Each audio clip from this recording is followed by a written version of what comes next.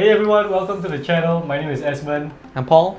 And this is Friendly versus Powerful, a deck tech series where we try to differentiate, try to explain, and try to simplify the, what is casual commander, what are the power levels in casual commander.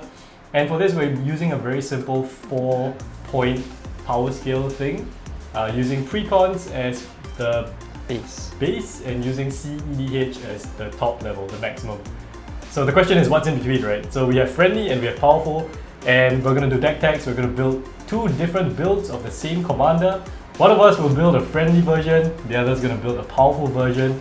And today we're doing Elesh Norn from Phyrexia, or will be one. Yeah. So we're going to each spend a few minutes to break down our builds, and then we're going to have a few more minutes to discuss the differences between our builds and why these decks are considered to be friendly or powerful, what makes them different. Okay, so first up is my build. This is the friendly version of Elesh Norn, Mother of Machines. Basically, this deck is built around her first ability, which is the doubling of triggered abilities when permanents enter the battlefield.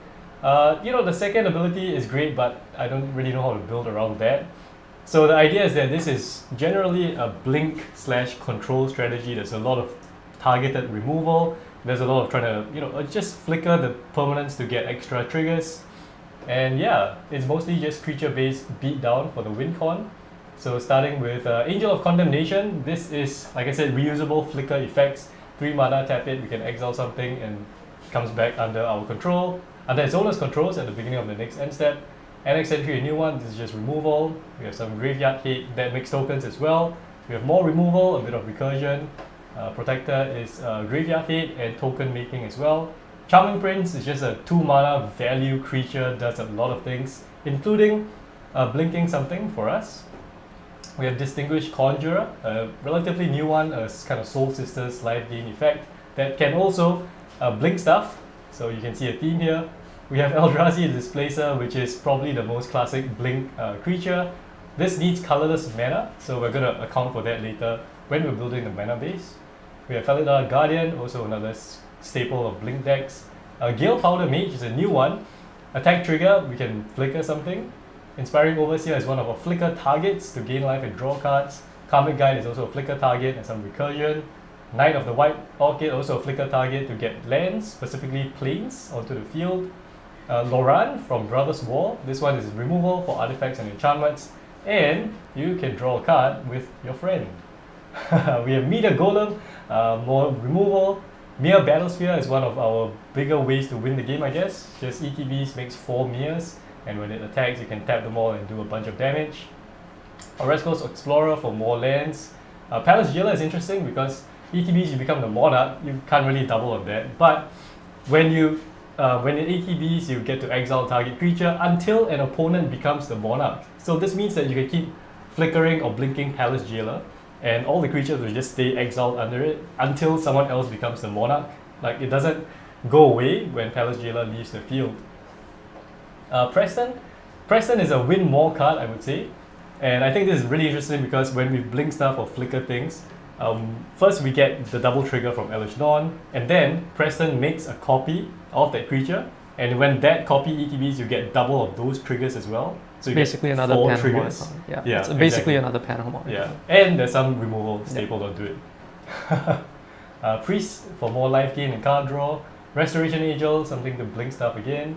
Rumor Gatherer, Scry, top deck manipulation, card draw. Skyclave Apparition, removal. So yeah, this is what I'm talking about, the difference between this and Palace Jailer, right?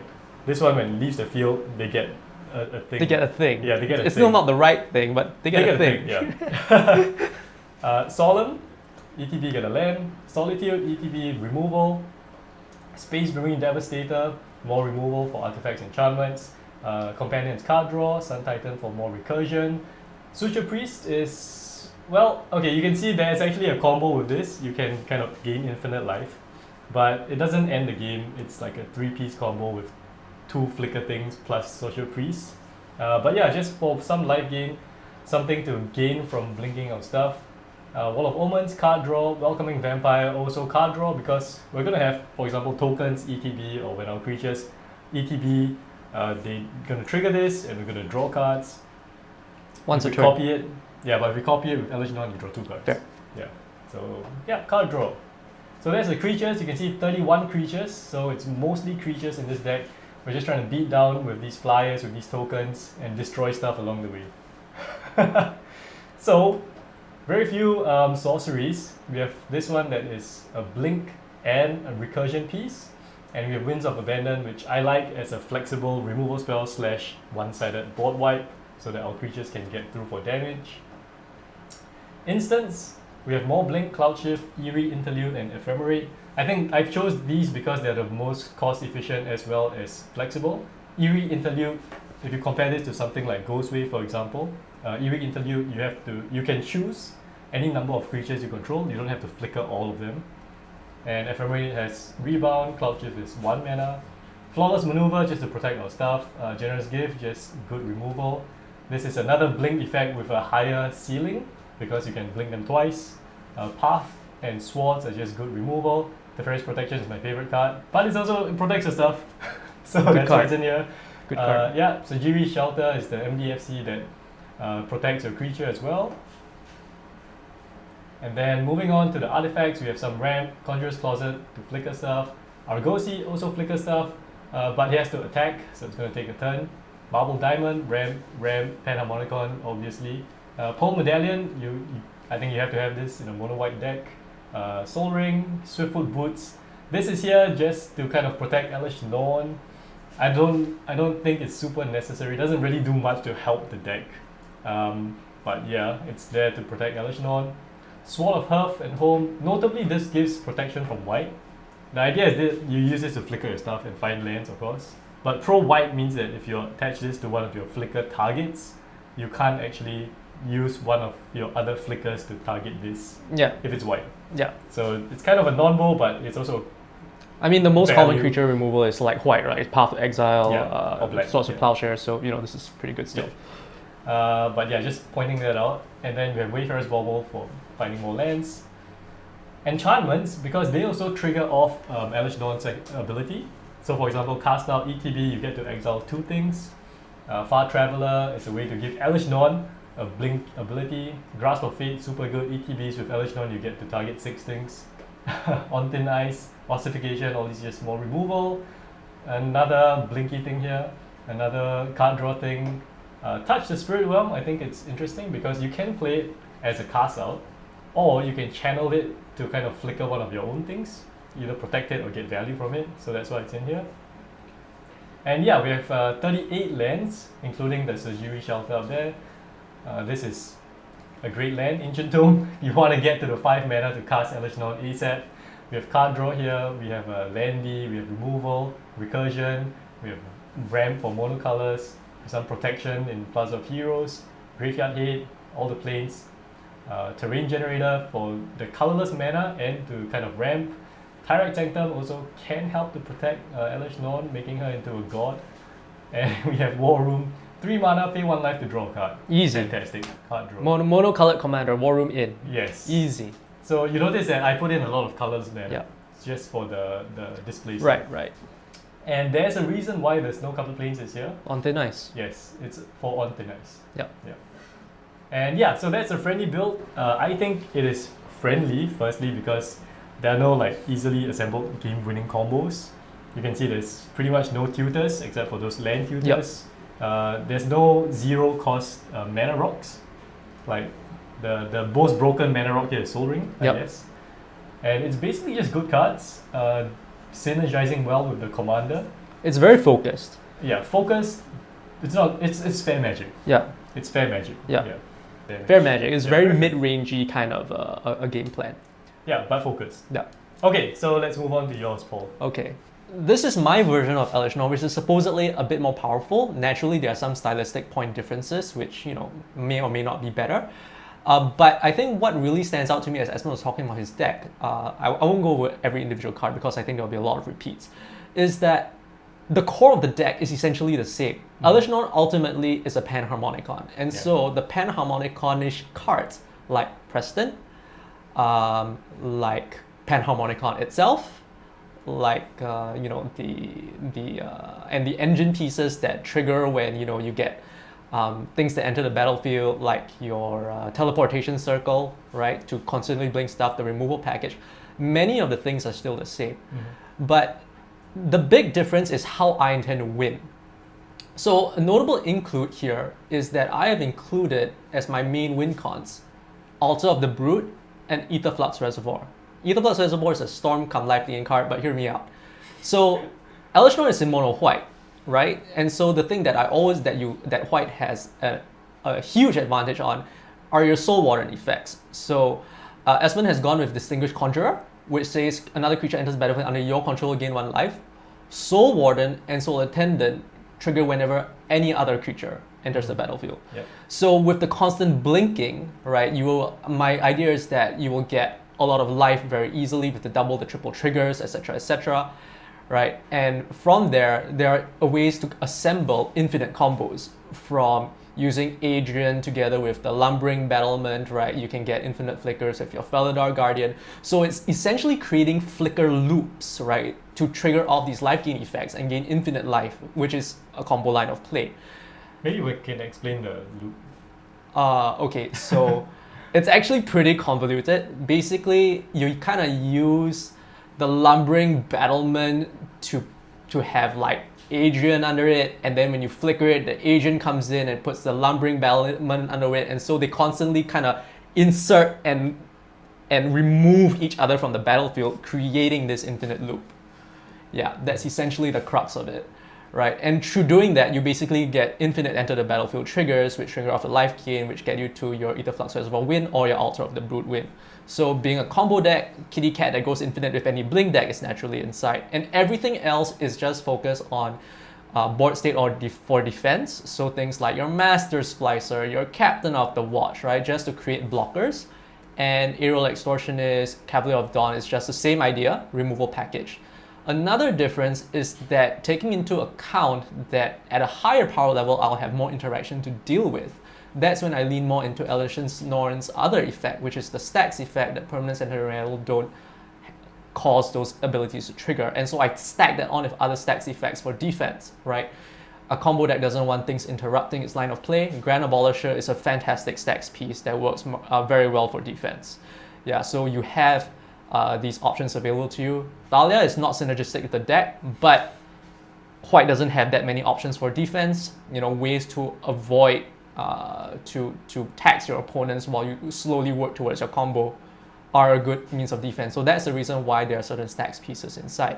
There's also more redundancy with the combo, right? Felidar Guardian and Wispeaver Angel are essentially the same card. Restoration Angel, I believe, should be in here as well. There it is.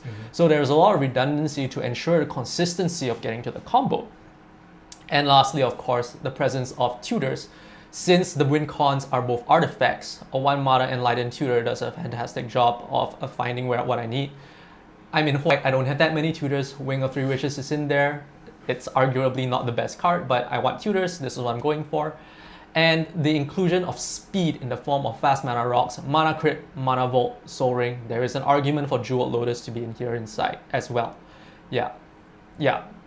More good stuff cards. Smoldering Tithe, everyone's drawing cards. You want more mana. Mana translates to versatility in your plays and it allows you to do more during your turn. So that's in there. And the rest is just to support the secondary beatdown plan. If you don't get there, every combo deck needs a secondary plan. Flicker gets me more creatures. Flicker gets me more counters. I will eventually outscale my opponents. The mana base, also, I haven't run snow covered lands because I have no on thin ice. War Room is just a no-brainer. Inventor's Fair is another tutor for my win cons. Right, Homeward Path, because you know it matters if people steal your commander and you can't use your stuff. So this is also a consideration for what kind of potentially backbreaking things might come my way. Right, Demolition Field, just some basic land hate. Ancient Tomb because it's essentially free ramp, and yeah, that's basically it. So the main emphasis I think is that the win condition is more diversified. It's really gone into if I can't get good attacks, can I still win? Right, and it always has a proactive plan to get to a very big play that will just end the game right there and then. I think that's what distinguishes a powerful deck from like a casual level of a deck. I agree. I think the combo lines here, that's what makes it stronger. You have combo lines, you have fast mana. Yeah. That makes it. Yeah. I think just brings up the level. Yeah. All right. So those are the decks. We're gonna try and discuss the differences. Yeah. And so I had a big consideration: Swiftfoot Boots, Lightning Greaves. I don't like Greaves because it gives Shroud, Yeah. so I can't target my own stuff. Yeah. Why did you choose to put both of them in? So Swiftfoot Boots and Lightning Greaves to me are essentially the same card. And I'm not looking to protect everything on my board. I'm looking to protect my defensive piece primarily. And that defensive piece is Elesh Norn herself. Yeah. So okay. Elesh Norn has no enter the battlefield effects, and so she does not need to be targeted with any abilities. Therefore, on that basis, Shroud is actually as good as a Swiftfoot Boots, as hexproof. I in did this consider case. that as well, like just to protect Elesh Norn Yeah. at the base. Yeah. But taking up that one slot kind of hurts me.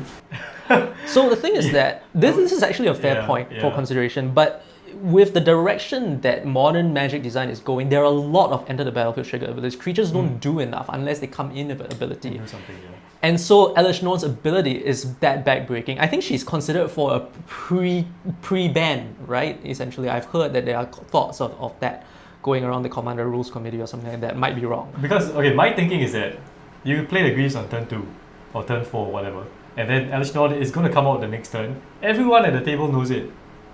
They are going to hold up their removal as soon as you try and equip it. That's fair. So I'm like, well, then... But you have to see the play pattern that happens on our table as well. If someone else is doing something busted, you know. Of course, yeah, then they're going to leave you alone. Yeah. Okay. And she's always going to be a target. So if they kill her, just cast her again. The Greaves is still on the field. Yeah. Yeah. So another thing is that, let's look at the mana curve. So you have... This is what your curve kind of looks like. Yep. So a lot on 2, 5, 4, Yep. in that order. And you have a bunch of 6s as well. Yep. Let's see, for mine, I think... So mine, I think, looks more like a Yours is standard, yeah. typical recommended curve. Yep. Just goes up and then it peaks at 3 and it goes down. So I always try and include minimum 37 lands. I always try to go closer to 40. Yep. And then I try to have at least like 7 ramp pieces. Yep. So I include the creatures that find lands as well. So we have like 1, 2, 3, 4, 5, 6 here, and then like the ones that find lands. To get at least like 45 mana sources. Okay. Because that's what I kind of That's your did my template own here. math. Yeah. I did the hypergeometric calculator stuff. Right. And that's what I came up with. Right. What is your... My land count is 1 higher than yours. So you I have have 38 30. as well. Oh, you're 38. Yeah. So we're both around there. Yeah. But my rocks are a bit more efficient, right? So with Crypt Vault, Soul Ring, it's a bit more efficient. And the reason why I don't have a lot of those creature ram types, I believe I might have... Deep Gnome might be the one. Yeah, I have Gnome. Yeah. Right, I have Gnome. But what my concern with some of them is also that white ramp only brings you to parity. It doesn't really put you ahead per se. Moreover, the inclusion of Smothering Tithe, I believe I have that, So right? Tithe, yeah. Should also help in this regard. Yeah, there's also argument that says, like, let's say I wanted to go really stacks heavy, I could put in something like Karn the Great Creator or something like that. I could just shut off artifacts, right? Yeah. So because looking at the deck, I just think it's a bit top heavy. It's a bit top heavy. And then, like, if you don't draw your 3 rocks out of 100, you know, you're kind of stuck with a handful of like 4s and 5s. Yeah, that's fair. That's fair. And Elesh Norn herself is 5 as well. Yeah, So that's fair. There's a lot of clashing in the... I think that's fair. I think Yeah. that's a good criticism of the deck, and probably something that I might actually change up. Mhm. Yeah, yeah, And I think some of your bigger targets as well, like Radiant Solar, Emiria Shepherd. For example, you need Shepherd to come out, and then you need to play a land. And then, like, it kind of feels a bit clunky to me. So, yeah. But it's also like the thing I'm considering is also that this is supposedly to have a little bit more punch. It's supposed to have a little bit more power, but it doesn't. It's not really at that. Like I said, it's not really. I haven't really pushed it into that Super high power. super high power, right? So I think at a certain power level, having like just very top heavy big threats that generate a lot of impact the most. So one card, boom, big impact, right? I think that has certain value as well because... Wait, so you think this is to you this is like a big impact kind of card? Yeah, I think it's a higher Okay. impact card Okay. because like this thing goes like permanent goes to the battlefield, right? Emiria Shepherd. So I mean, how would you consider this to Sun Titan? Sun Titan is lower impact because while Sun Titan is easier to trigger, there's a limitation on the size of what it brings back. Yeah. Right? So if I'm going for like something big, and moreover, like a lot of my targets for my combo are like 4 CMC. I have Felidar Guardian, I have Whisper Silk Angel, Restoration Angel is 4. Sun Titan isn't going to cut it. Sun Titan is very good for grinding, right? If you have a lot of small things. But if you want like every card that comes out is like an instant, I have to remove this now, I don't think that Sun Titan really gets you there. Right. Because you play Mirror Shepherd. Let's say you just hit on the same turn, right? mana. You're at 7 mana. You hit a Mirror Shepherd, boom, 1 plains. That's it, right? You can get 2 massive things out. You might probably just win there on the spot, right? You put one thing out. The plains triggers twice. The Felidar Guardian and the Whisper Silk Angel come in at the same time. That's it. You've got infinite combo going. 1 card, boom. Right. Well, now that I say it, I guess Solar is also a win con. Yeah, it is a win con. So everything that is big is designed to win the game. They're like, so this is like a trigger, right? This is a weaponized trigger. If you get infinite triggers of Enter the Dungeon, you also win, right? So it's actually a combo piece as well. Yeah. Okay. Yeah. Okay. So I mean, so on the scale, from precons to cEDH, there's friendly, there's powerful, but I think within friendly, you can also break it up to low and high, for example, and the powerful version is low and high. So I think ours are pretty close. Like I would put yours powerful, you have combos, you have fast mana, but maybe it's towards the lower end. The lower end of powerful. Scale, whereas mine is maybe more towards the higher end of the friendly scale, right? Yeah. Like I just hate it when people say, "Oh, my deck is right in the middle. It's mid power," and you're like, it's very subjective. Middle of what? It's very subjective. Yeah, it's very subjective. But so I think the inclusion of like tutors, fast mana, hate pieces especially, that kind of bumps up the power level. Yeah. But I'm not sure about the Thalias. I see the point though. I think it's fine. I just don't like it as it's a bit of a meta call, I guess you could say. It depends on what kind of table you play at, right? So certain tables, let's say your table has this storm player, right? Your Thalia is just gonna wreck them, right? Yeah. Big hasty creature player, right? Thalia, the 3 mana Thalia is gonna wreck them. Well, it's not actually gonna slow them down. Yeah. It's not gonna wreck them. Well, it depends. How all in are you, right? How all in are you? Yeah. So what about let's look at mine though. So what are your thoughts? It's grindy. So like I think first off the bat, I think the thing that really stands out is like you said, your win con is I beat face. Yeah. Right? I don't think that engines. I remove stuff and I beat face. Yeah. I don't think the engines are also particularly powerful. Like without the access to like the Blessed Sanctuary, the Cathar's Crusade, the creatures come in, they're the creatures. That's what you get. You're not getting this to this point whereby you're creating this insane growth state engine, right? There's like your creatures are getting bigger and bigger and you can't deal with this stuff anymore. Yeah. It also doesn't have, so it has that life gain sub-theme because white, right? But like I said earlier about the Soul Sisters, right? The fact that it only triggers off your creatures kind of limits the degree of this and the explosiveness of the life gain synergies as well. For sure, it's like I said, this is like a blink control. Yeah, that's how I built it. I think it's more of a toolbox as well. Yeah. So if you have a few of these things out, you can really choose which one you want to flick. Yeah. And I think you're right, it's grindy. It's grindy, it's just meant to destroy things that are threatening me. If someone goes super wide, I think that's going to cause a problem to this deck. Like, just token strategies will wreck this. So similarly, at the top end, since we were talking about top end of mine, your top end is sparse. Yeah, but I feel like it's like the impact isn't to me, the impact isn't really there. Like sure, your Mirror Battlestorm comes in, you get like 8 mirrors, then what? Right? It doesn't win you the game. A Meteor Golem destroying 2 things is fantastic from a control standpoint, but a 3/3 creature isn't going to get you there. Yeah. Right? So I think those are some points that kind of stand out. Yeah, I like Against the Odds quite a lot. Yeah, I think that's a great card. So there's a lot of protection, but it doesn't have the punch.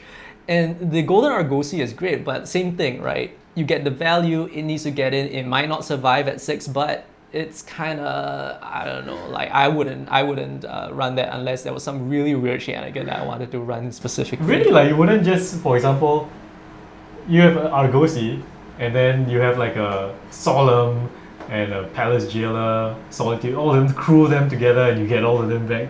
So much value. I guess. Or you could destroy an enchantment, you could draw a card, you can recur something. It doesn't have haste. Yeah, it doesn't have haste, yeah. I think that's a big deal. I think that's a big deal. But it's crew 1 and you can overcrew, it's fine. You could overcrew. Yeah. It's a pretty good card, but I think the upside is what the draws upside me is to what it. draws you. Yeah, so I'm obviously looking at it from the glass half Yeah, empty point of yeah, view, right? yeah. The RAM package is good, but I think that the deck building philosophy is also a little bit different because with your very low mana curve, but you have the presence of some interesting things, right? The Distinguished Conjurer having a mana sink, Eldrazi Angel as Displacer well, yeah. being a mana sink. Your deck works a bit faster than mine.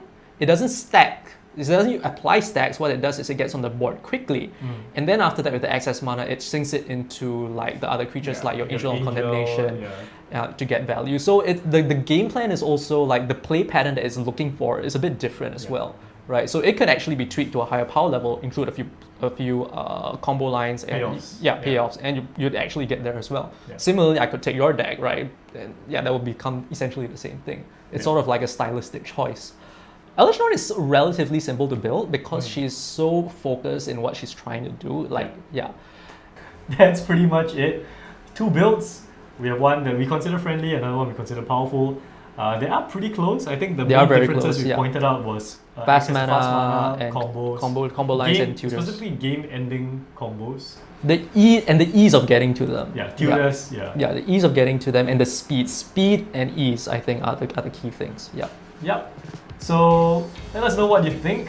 This is probably the first in a few that we're going to try out, see if they're popular, see if you all like it. Yeah, let us know if you like it. Yeah, and leave your comments down below. Let us know how you would build it, what cards you would add in, or which build you are leaning more towards. Yeah, tell us about the power scale. Do you agree with it? How can we improve it? Yep. And let us know what we should build next time. Yeah. Alright. Good talk. Yeah. Bye. Yeah. Bye-bye.